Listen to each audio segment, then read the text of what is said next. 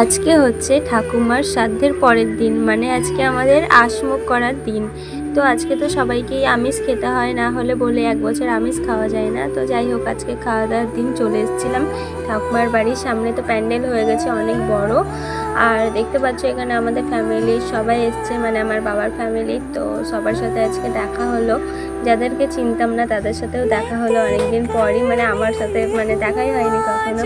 তো যাই হোক, তারপরে বাড়ি চলে এসেছিলাম, আর বাড়ির সামনে তো আমাদের কীর্তন চলছিল। যেহেতু বিজেপি জিতেছে ওর জন্য সব বজরংবলী দল চলে এসেছিল, মানে এখানে সবাই আবির মেখেছিল, অরেঞ্জ আবির। তারপরে আমরাও একটু আবির খেললাম, মানে সবাই আবির মাখিয়ে দিয়েছিল, মানে এখানে সবাইকেই আবির মাখিয়েছে ওর জন্য।